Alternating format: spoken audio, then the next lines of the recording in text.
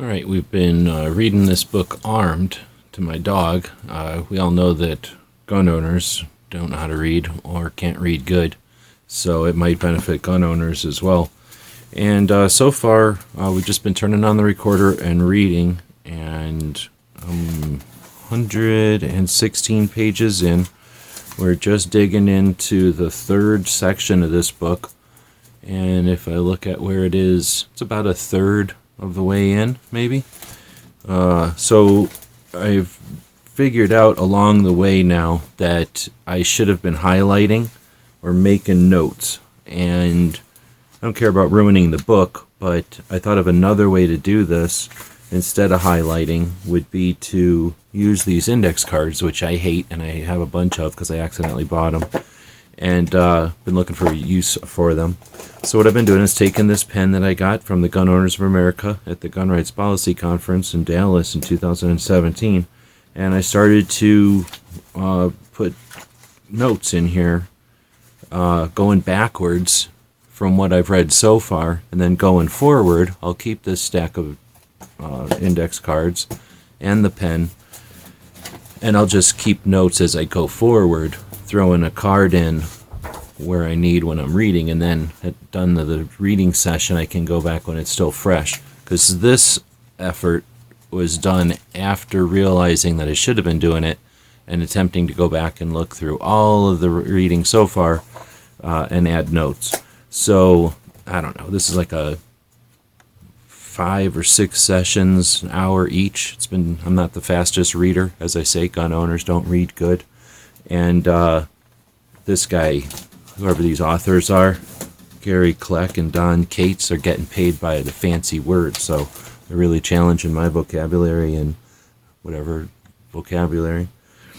So we're going to go backwards now, and, well, I don't necessarily have to go backwards. We're going to go through this, though, and look at the notes that I've made, and what I'll then be able to do is take these index cards out, I think, group them all together, put a staple in them, or I got a fancy binding machine now, bind them together and have a little cliff notes to the book Armed, and not necessarily for a publication, but for my notes when we go back and have discussions about these topics. So the book Armed is 300 something pages. It was written in 2001. It's written by Gary Kleck and Don B. Cates. And someplace in here it describes who these guys are. Gary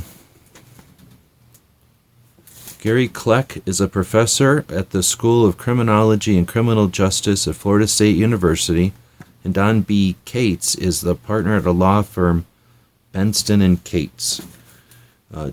Different than Benston and Hedges.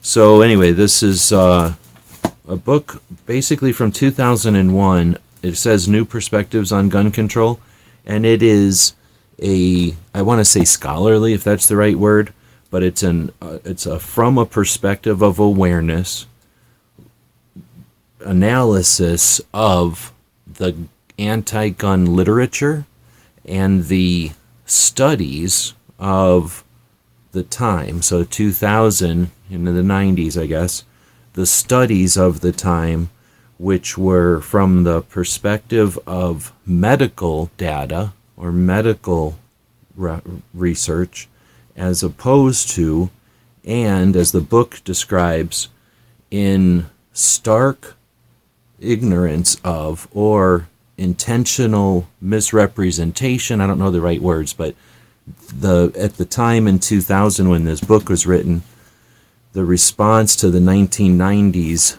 gun control perspectives were based 100% on health research and not on crime research or research on society. And there is different types of research. There's research from doctors, there's research from police, and there's research from psychologists. I don't know what society is. So there's 3 different elements that can be used as reference or research for positions that they draw, and typically science is designed to postulate an idea, come up with not just random but specifically engineered strategies to find the solution. And by saying strategic, you try to create strategies that leave no room for error. You don't just send 3 strategies down the same path and assume that since they all reach the same conclusion, therefore they have to be universally true. Instead, you send approaches from various perspectives or directions, and you challenge the concept that this is universally true by as many times as possible so that other equations come up with the same answer, and then you can postulate on whether or not the result is accurate.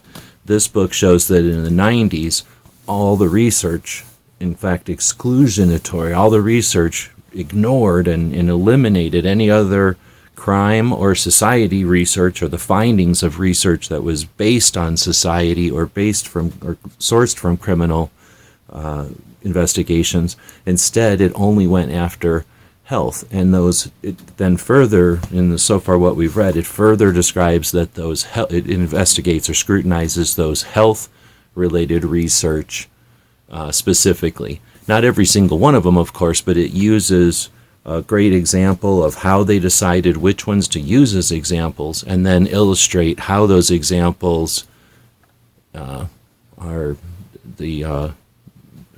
illustrate how all of the research at the time was kind of focused, or how it was used. So, like I said, it's been a lot of interesting stuff, and as you can see, I've got about 20 index cards or something, and I'm going to go through them now in this video, and I don't know how long this video will be. It's already 7 minutes long, so it'll probably be pretty long. Starting out with a concept that came up in the midst of doing the notes. So after I had read into it about 100-something pages and then started to do notes backwards, came up to that. One of the things we're going to talk about here, maybe I should do this a little bit later. In fact, I will. But this will come up to a little bit later. Somehow remind me if I forget. Came up with off-wig, which is what I'm going to start saying now for old fat white guy, because I'm sick of having to say that all the time. So from now on, all you people are off-wigs. All right, so the first one comes from page 16, the assumption of a gun owner. So one of the things they talk about in here is the concept of what a gun owner is based on what a bunch of people either know or are told, and this assumption in the research is based off of what people are told, because these people are not gun owners. So it's worth examining, or the authors examine how they discover, how they determine, the researchers determine that they understand what a gun owner is. So this assumption of a gun owner being a big fat white guy is something that they talk about in here a little bit, and that got me to thinking. Remember, I'm doing my notes backwards, and at this point I had thought big picture for a while, that when this research was done in 2001, that was the situation. Gun owners were almost exclusively off-wigs, where nowadays, I mean, sure, there's a lot of off-wig gun owners, but a heck of a lot of gun owners, and an increasing percentage of gun owners are non-off-wig. So I think that's something that we have as a potential angle, or a potential thing to discuss, if not emphasize.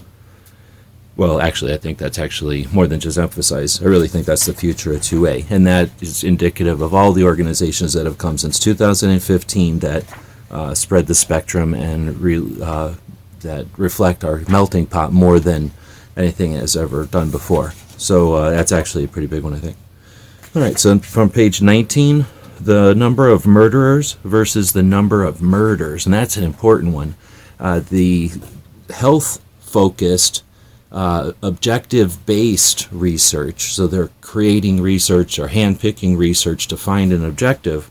One of the ways you can discover that they are hand-picking, and that's not just a derogatory term to discount their research, but after researching their research or scrutinizing their research, it's discovered that they talk about the number of murders, but they don't talk about the number of murderers, and that's certainly important because most of at the time in the 90s, and I suspect now, most of the focus on anti-gun universal measures, or keeping guns restricted universally from people, is the concept that a murderer could be anyone, any one of us, or a murderer. If this was a gun, I would have murdered somebody, but I didn't have a gun handy. So gun control works because at any time we can become a murderer, and that gun facilitates it. But because there's no guns around, I'm not a murderer. Well, that's fallacious, and they're not using the data correctly. They're not scrutinizing the data correctly, and on scrutiny of their findings, it's obvious that they're handpicking data and picking the number of murders, which is a greater number than the number of murderers. In other words, if there was one person that created 100 murders in a town, is that town full of murderers, or does that town have a lot of murders? And how do you solve that situation? Well, if you went after everybody in town, it would be quite oppressive and not smart when the investigation could find that there is few or even one murderer, and by solving the problem that that person has or taking that person out of society, but ideally solving the problem that person has, they would not then be a murderer, and you could leave everybody alone. Now, I don't know if that's their true motivation, but the research indicates that they were attempting to either misinterpret or misguide with the exclusion of that information. Next up on page 20, do ordinary gun owners murder more often? The unquestioned position is vital for the this unquestioned position is vital for the antis, and I don't know how much has been done to illuminate this. So in my research, I haven't seen anyone or any group who's specifically gone out to illuminate that. And this has been around now for 19 years, and I don't think I've heard of that concept more than just a couple of times in CCW classes, and at the time I wasn't an activist, so it didn't click with me. But what this is basically asking is, and their research is it's necessary for their research to have this assumption that a regular person can fly off the handle and murder. So by restricting the ownership or the possession of firearms, you stop that potentiality. But again, do ordinary gun owners murder more often? And of course, the real research, if you look at not just the health research, honestly, but if you look at the health combined with criminal and combined with societal research on the conclusions from all of this over the years, and you don't just handpick, specimen groups from specimen cities in specimen time frames. What you end up with is that gun owners, of course, are more responsible. It's the reason that gun owners is they have a sense of, interest in their future. So we're going to keep moving. There's a lot of stuff in here. Like I said, I think he gets paid by how many big fancy words he uses. So it was tough for me to go back and try to remember everything. And going forward, hopefully this will be more concise and more inclusive, because I'm sure I'm missing stuff in here. Because there was a couple of times that I tried not to editorialize as I was reading, that I would have stopped and said, "Hey, that's a great point," or "I can't believe you said that." This guy is not great. He's definitely a compromiser, but that's going to be a crucial point going forward, since gun owners aren't the same as they were before. What is a compromise is now different than what it was before, and we were being played back in the day. The NRA isn't on our side. Or if they are on our side, they're not always on our side. Maybe that's not the best way to say it, but let's just say that we've been getting played for a long time by people who want to keep a ball in the air when the ball doesn't need to be in the air. And we all win when the ball is just sitting someplace else and they're playing with some other game. Second Amendment is our right, and it's not their ball to toss back and forth. And that's sort of that this is all about. They're keeping a lot of the people paying attention to what a relatively few people are doing on either side, and that requires from us, who are the regular people, including the gun owners and non-gun owners, right? The regular people have to realize that there's people on both sides. Just as there's antis and their pawns, there's some weirdos on this side and their pawns that make money when there's a ball going back and forth and just get whatever their satisfaction is, their justification is for doing it. Misguidedness, unawareness, whatever, and that's where I think we have a lot of potential. You have the potential to educate the other side. You also have the potential to educate your side. You have the potential to stop the other side from doing unscrupulous things. You could do the same to this side. You have the ability to stop the other side from taking advantage of stuff when they shouldn't be, and we have to remember to do that too, right? And at the same time, I'm not talking about just a perception, but it's just an honest look at what we're doing over here. And just because someone's standing on this side or they possess something doesn't necessarily mean they're on our side or that they've got a big picture harmony type of situation in mind. Who knows what their objectives are, just because they're standing over here. So we've got to be willing to take a look around and to be able to decide when we're going to spend our time and attention, or with whom we're going to spend our time and attention. I'm not saying we need to have a cancel culture. That's weird. And I'm not saying we need to start dividing. But at the same time, when you go to a movie theater, do you sit down next to the person who has, a cellophane bag full of tinfoil items? Or do you sit down with the person that looks like they're really interested in the movie? So we're going to keep moving. We got the armed. This is page 32. Do antis have to, want to, decide to, allow themselves to, get talked into?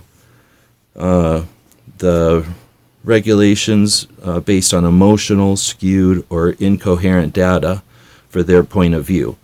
And this part of it gets me, this is where he starts to transition into the concept of the public health data or the public health research being the crux of their position, both by misinterpreting it or misrepresenting it and by excluding the other type of research. So as I started to think about this, I started to think again about this concept that so many of us are just in the middle, and we're actually both gun owners and non-gun owners, pro-gun and anti-gun to some extreme. We're just not those extremes, right? We're not the very fringes. And do the people who are on the anti-side of that mass in the middle, are they choosing their motivation, or are they allowing their motivation to be offered to them? Are they regurgitating? And if they're regurgitating, is it because they have an evil intent, or is it because they're just unaware? So again, there's education on both sides, and there's, we need to have some resistance on both sides. Just because they don't mean harm doesn't mean they're not doing harm, right? As anti-gun regurgitists. Is that a word? Next up on page 34, guns as a public health crisis. And because the antis rely on only medical research and not criminal or societal research. Regardless of the motives, this is bad, or what did I say here? Poor science. But with motive, this is bad policy and short-sighted at best, criminally manipulative potentially. See, I started using big words because I'm reading so many big words. But yeah, they're using that public health crisis concept because they're only looking at the health data or the medical data, or so in other words, is that why they have to call it a medical health crisis, or are they calling it a medical health crisis? It's got to be a symbiotic thing there. And I don't know if this started in 2001 or if he's bringing it to light, if they've doubled down, if they lean into that because it's their only hope, or do they see some sort of potential there that literally all these intellectual people who aren't necessarily pro-gun, they're just pro-good research, from what I understand, like pro-real science, that they've been, once they see the real science and that these skewed numbers don't represent the big pattern, and when the big patterns are scrutinized, there's a great quote in here, you don't go after the mouths of the mosquitoes, you go after the swamp the mosquitoes breed in, and once that's effective, you don't have the diseases that come from the mosquitoes. So if that concept of addressing a societal issue is taken, and not a fascist, we're going to take away property from one segment and skew all data to support our position, right? If that's scrutinized, then again, is that something that is that something that they had as their only option, or was this whole thing a lead up and they've chosen that option? Because they could have just as easily skewed only societal research, perhaps. I don't know. This book so far hasn't addressed, the reasons why they've attacked the health side. I like this. This was a section topic. The valor of ignorance. It is okay to ignore some consequences when some potentials are deemed worthy. And why is this still okay when we have the ability to verify and collaborate? So this valor of ignorance is the idea that it's okay if you can't have your gun because your gun doesn't matter, and what we're trying to do is save one life over here. Well, nobody's scrutinizing whether or not this is a no big deal and whether or not there's any benefit over here, and we're not looking about how many lives. And of course they do this when there's an emotional appeal, and everybody knows that. So this valor of ignorance, this is okay to be ignorant of facts or ignorant of full awareness or full research when there's some consequence that's so important. And typically, well, just you didn't say it in the book, I guess, but typically when that's the appeal, is do you have a valid position, or are you relying on other ways to manipulate in that situation? So get to page 54. Accessibility versus action. The availability of guns versus the reasons to be violent. Set these situations with the facts and let antis justify their positions. So, again, one of their positions is that just anybody can become violent at any time, and if I had a gun, I would have killed right now. With that is sort of skewed, or that assumption is allowed because of the hand-picked data that they choose. So, in other words, I think a great quote in here somewhere is that murderers who are maybe have murdered 8 people already, and they live somewhere, so they go home, and then maybe they murder somebody. The anti-gun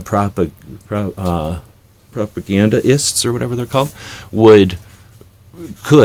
often would suggest then that because a murder happened in a home, it must be all gun owners. Well, again, murderers live at home, so this accessibility of guns versus the reasons to be violent is only that narrative is only available when you ignore, again, the criminal, which basically the criminal research is what points to the type of person who would be a murderer. And then the societal research talks about the kind of person who would choose to be a life of crime versus someone who doesn't and would never choose a life of crime. So they're going to suggest from the health side, because again, they handpick research, so the health research doesn't even correlate with all this, but they're going to suggest somehow the health research signifies that if you own a gun, then you're going to be more violent. Or maybe you were so violent you bought a gun, but somehow it's your brain that decided you're going to be violent, where all these other things indicate more that there's maybe something going on that causes you to get to that decision. And then there's something over here that says, well, practically of the people who've made this decision, it's some people that do it over and over, and other people never do it. And they're going to suggest, the antis are going to suggest, plug it in my camera here as we go with the power. The antis are going to suggest that just anybody, that all these murders that happen are just millions of well, not millions, there's only 300 murders with a rifle, for crying out loud. There's barely a couple of thousand murders with a handgun. So they're going to suggest that those are thousands of individuals who murder once, when in reality, hundreds of individuals that murder over and over. And is that a societal thing? Is that a crime thing? Like they're not staying in jail, or they're not being policed right, or the areas are prone to crime because there's not alternatives, right? Is it a societal thing that the rehabilitation is inadequate? I mean, there's all kinds of things, and those are the issues that the antis are either they're not willing to address. So it's either because they're afraid that those issues might work, or they don't want to divert from the idea that we just need to be unarmed, that everyone needs to be unarmed. Don't think about the idea that most people in the center are either unarmed or armed aren't a problem and don't care less. It's the criminals and it's the crazy extremists that create this toss back and forth, and then of course the exploitists and the people that capitalize on what's going on in the middle. Or the tension, I guess. All right, next we get the international comparison. There was a Second Amendment Foundation wrote an entire book on this, and when it came out, a couple of years after it came out, it became a topic of conversation occasionally, because the United States is somewhere like halfway down. If you count all the countries, or something like over 200 of them in the United States, if you rank them in order of violence, just violence, not with the fake attribute of gun violence, just violence, the United States is somewhere like in the way down below half it, more than 100 out of 200. So most of the countries are more violent than the United States. However, when they count gun violence, of course, you can only pick countries that have guns, and the United States does have guns. So we get higher in the gun violence, but it's, again, not the most violent because we don't have wars. And there's countries that have wars and cartel ownership of the area regions, and those places don't have documentation of their firearms deaths because they don't have infrastructures to record them, or legal people that want to record them. So anyway, that gets into a whole big thing, and often the international comparison is alluded to and used as justification. And because we don't have a lot of research on our side, I don't think we have a heck of a lot to respond with other than the platitudes and the regurgitations of what we've done over the years. So this is something, as far as I'm aware, we haven't had anything new. Now, the Second Amendment Foundation did write that book, and they do have an organization called, I can't remember the name, it's too many letters, but they have the organizations. They don't have the time or the interest, I guess, or the ability maybe to do much with it. And again, I'm not scolding them. I mean, there's so many things to deal with. International stuff needs to be dealt with people who have either an interest or a passion for it, or some sort of came from someplace else or something. But somebody that's got more experience or knowledge or passion about it, which should probably champion that, because there's certainly enough people that we can champion all these things. Asking the organizations that exist and started for one thing and maybe took on other challenges and have learned along the way and have whatever support they have, expecting them to do whatever comes in our path, like, oh, here's something, like, why doesn't that organization take care of it? It's unrealistic. All right, we're 26 minutes in. I am going to set this here and take a drink because it's been going well longer than I thought. It's taken as long as it takes to read this thing. All right, another one is from page 63. The actual decline in gun accidents is real. The why is solid. One of our biggest opportunities equals more work on this is needed. So somewhere in here we talk this. The author talks about the decline in accidents, and then how that kind of is anti-correlational to or something to the reporting of it, but also the way that they decided to deal with the concept that the accidents are going down.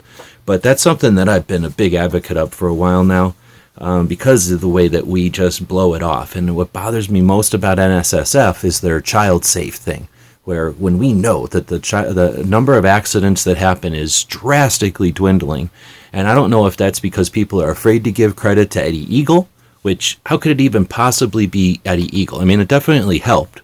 Eddie Eagle helped, but it's not even allowed in most schools. So the fact that Eddie Eagle exists is nice, and I'm sure it was a contributing factor. But if the fact that no one wants to even bring it up is because NRA was the only one that even efforted it until recently, that's shameful. Or if it's just been overlooked, then that's bad for us for just being that much of dinguses. But the fact that we lost so few people to accidents should be championed, and I can't say enough. I'll hold any punches because nobody sponsors this except the people that are over on Patreon and the people that buy stuff from the store, right? Lets me speak freely. NSSF and their child safe thing is garbage. This whole idea of scold everybody that buys a gun. Remember to put your gun in a box. Remember to buy your gun in a box. The fact that we don't have any accidents to speak of almost at all, I can say almost at all. I think it was like 8 at some point. One entire year, it was like 8, right? That fact alone tells us that we are responsible. So there's the liberal point of view, right? That group of people in the middle are both liberal and conservative.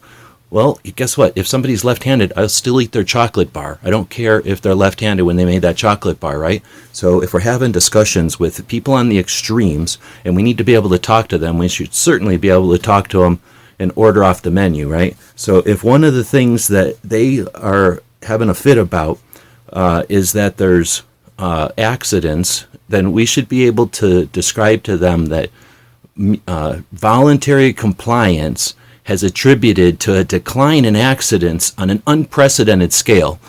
The Child Safe program should be congratulating gun owners every year. It should be highlighting that number and saying, thank you for your voluntary compliance. Thank you to the gun shops who offered gun locks. Thank you to the manufacturers like North American Arms that supply their firearms in lock boxes. So you buy the thing in a lock box, and it's branded, and it's locking, and it can be secured in a closet. Thank you for your voluntary compliance over mandatory dictates, because that's the language of the anti. That's how they think to themselves.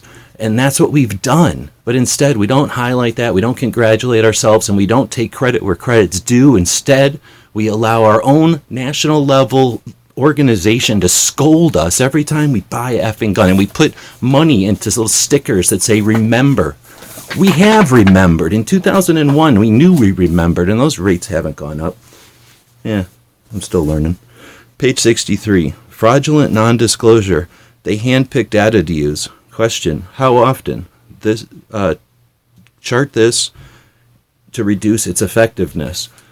So he often goes in, and it's just hard to read because of the big words, but also because it's science. It's like actual research. It's nerds talking to each other about nerd stuff. So there's so many interesting points in here that are specifics about a thing, that a news article or a piece of research that's representative of more research, right? Because obviously they can't talk about everything in here. But he does a great job of explaining why a lot of their points or a lot of their things are invalid. However, this is in a book from 2001, and it isn't on audio. You know, I'm barely reading it to my dog for the first time, and I'm in the game, right? So I think this could definitely be an option for us, or something for us to effort on. There's people out there that get all bored because they don't have something to do. Well, either chart this or learn how to start charting. Learn what a visualization is. Holy moly, we have the tools available to us today to be able to make things as clear as possible. And what we also have is a bunch of people with time on their hands and brains and skills and fingers and computers. We should not allow the anti-freedom side to dominate anything based on ignorance or unawareness. And this is one of those things. The fact that they are handpicking data, which is clearly illustrated in this book. It's literally charted out. This, if it was a little visualized cartoon, either a guy drawn on a whiteboard or some lady jumping around in a cartoon, right? This could be visualized and effectively taken off the table. Make the Bloomberg people work for their money, right? Why are we allowing them to just photocopy? They're making dittos of a stupid thing from the 60s, and they keep throwing it out, and we run around like dingus spazzes trying to figure out how to get everybody together every single time. Every single time we're a mechanism and we're used. All right, page 64. Hiding behind child accidents and death equals invalid. Why do they only use these situations? Well, we know that that's the only situations that they can use. But again, why don't anyone investigate that? Literally, we could be taking that off the table by shining light on their unscrupulous, manipulative habit, like obsession, like horrible freaking whatever it is. Like we shouldn't just be allowing that. It's the same with suicides. We know that most of the suicides that they use against us are veterans. What? Come on, man. Stupid gun control is from page 69. Stupid gun control is diversity, good work, effort, attention from Stupid gun control is diverting good work, effort, and attention from real issues at play. Again, why aren't we illuminating the fact that this distraction of gun control is based on garbage, it's manipulative, and it's distracting from something? What are they distracting from? Again, this is not like our only strategy, but why isn't this strategy at play? We've got organizations that lobby, and we've got organizations that go after the Supreme Court, and we've got organizations that grassroots. We're getting organizations that go after area of interest or regions of the country or all kinds of things. How come we don't have one that goes after scrutinizing? Oh, actually, there's one. Mom at Arms. I think she goes a little bit towards this by going after the funding of some of these. But again, all these people that are standing around like, when are you gonna do some work, learn some new skill? If you learned a revolver and you learned a rifle and then you learned a bolt action and then you learned a lever action, learn how to read, learn how to get information across to other people, learn how to work a computer, learn how to use your phone, like whatever. There's tons of work that can be done. This is a collaborative effort, right? Who are murderers? False accusation on all gun owners. Fake science about who, where, when murders occur. I mentioned that already, but I'm going backwards through this, so I've kind of cheated. But he mentions often in here about who are those murderers. And it gets pretty racist because the murderers are poor people who see no other option. And when you think about it, murderers are probably mostly young, right? And once you've already murdered somebody by the time you're 18, are you really going to just fit into society, or is there a probability you're going to be a murderer, right? An 8-time murderer or something. So, on the surface, it can get real racist. But when you start thinking about the mosquitoes and stuff, like, the mosquitoes come from a swamp, and it doesn't matter what continent they're in, and it doesn't matter, if it's a poor neighborhood or a rich neighborhood, it doesn't matter, nothing about the demographics. If you put a bunch of stagnant water there, mosquitoes are going to come around. So, if murders come from no other options, and that comes from poverty and lack of education, reduce the barriers. Voluntary compliance versus mandatory dictates. Liberals are not honest with their suggestion that removing firearms from honest people is going to solve who are the murderers. And that's also taken away from helping the people that are murderers. It's helping them, and it's helping all their victims, and it's helping their families, and it's helping the communities that they're in, and it's helping the rest of us who have to spend our time devoted to BS topics like this, where we could be creatively solving other issues. This is a diversion that's wasting everybody's resources. Career murderers live in homes. I've already addressed this. Antis claim that many violent crimes occur in homes, not on the streets. Well, this is fake because they claim that, because they don't realize that murderers live at home. So, kind of already addressed that, so I'm repeating myself. Next one, page 77 to 79. This is actually something that came up after skimming a few of these pages that are really getting into some of the specifics of how they're handpicking and how they're got to come up with a better name for what that's called, but how they're picking the data that they want. Bad science examples. And this is just kind of a whole bunch of the ideas in this group of pages here. But they go with limited sample sizes, maybe just 2 cities instead of 2 nations, even when there was one of the things he describes in here is a 2-city research that was done at the same time that 2 countries were being researched. One from the health department or health way and one from a crime way. And even though the results contradicted each other, of course, they went with the smaller sample set, which was then reduced in size. And again, you start seeing the limited sample sizes. And when you reduce sample size based on your criteria and not randomness, then what you get is a skew towards bias, right? And that's no longer science. That's more like finding the pieces that justify your position. And then when you add that to the quotes of many of these researchers and people, then you know what their positions are. And this is back in the day before internet, and they literally had to effort to let their position known. And then they made research and cited as non-biased. All right, so the next one is focused only on single facets, bad comparisons. And again, they have guns, but were they murderers to begin with? If you pick a murderer who's a 7-time murderer and you compare him with somebody else, is that really a fair comparison?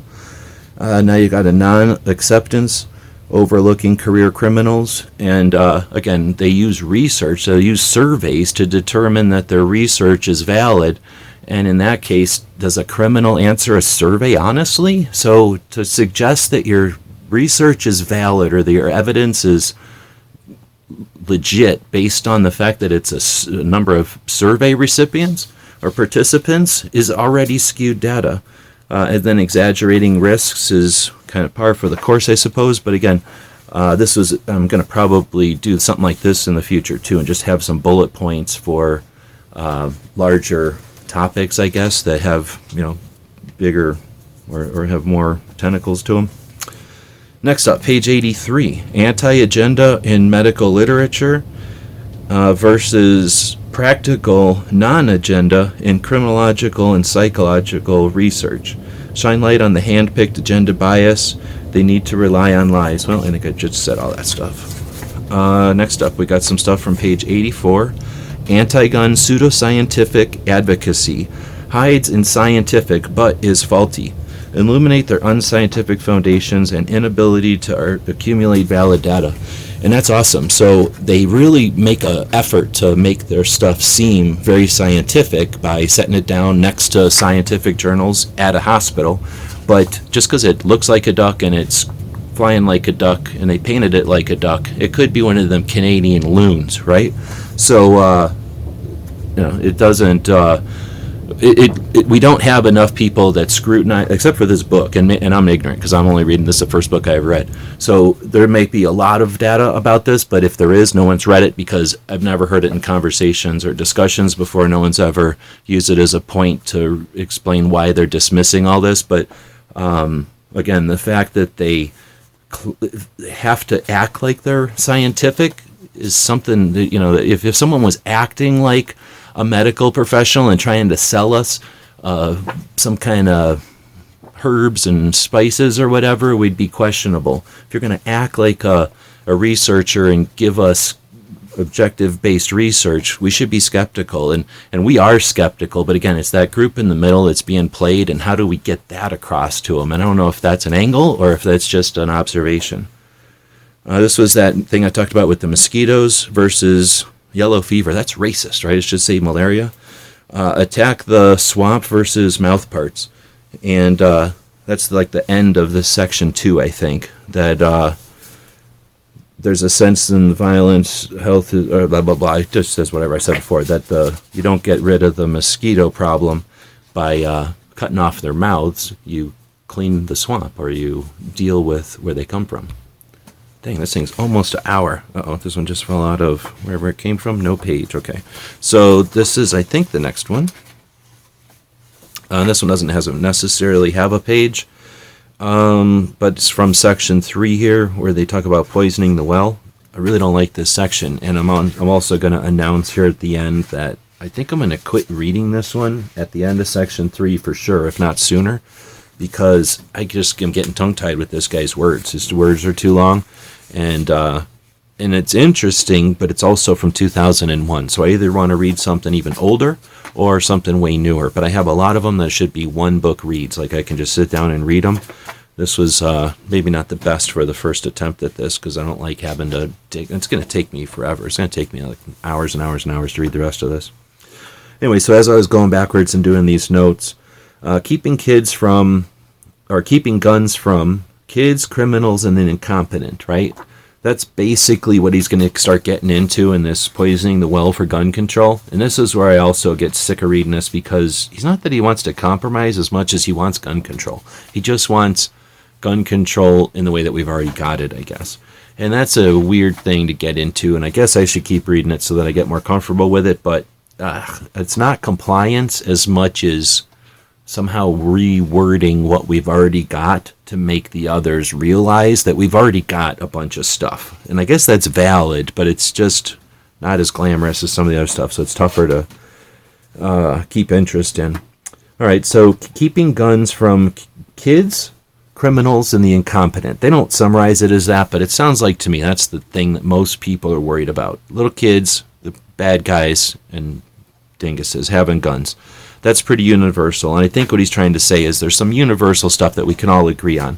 That goes back to that card where, 90% of us are all like, we all have that kind of in common, right? We want kids to not have them, we want criminals to not have them, and we want the incompetent to not have them.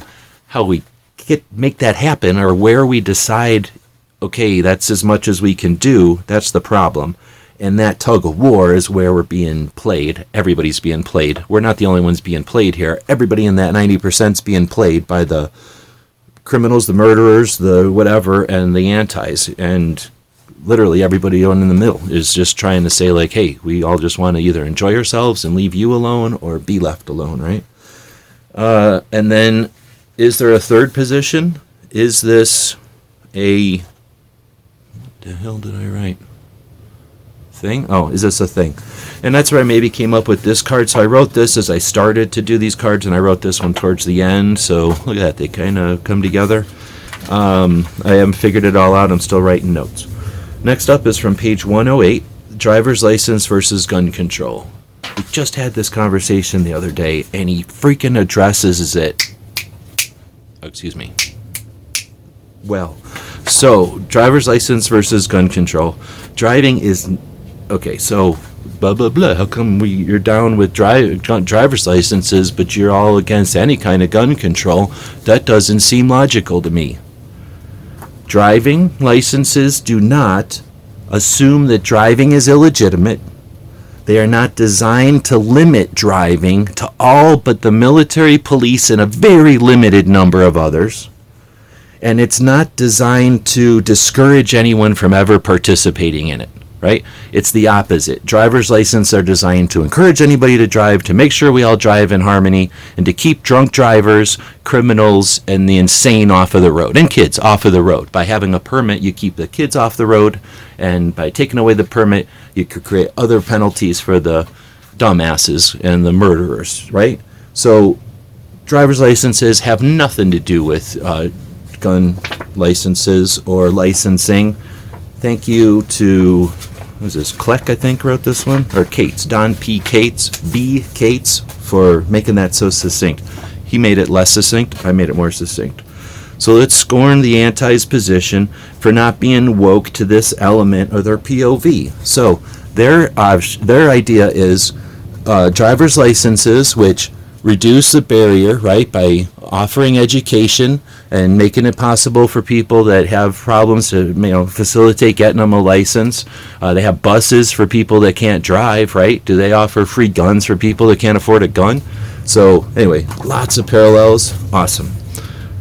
Page 109, a false dichotomy, anti-gun and pro-gun. Is there a third? Pro-control is what he calls it. I think that's weird sounding doublespeak.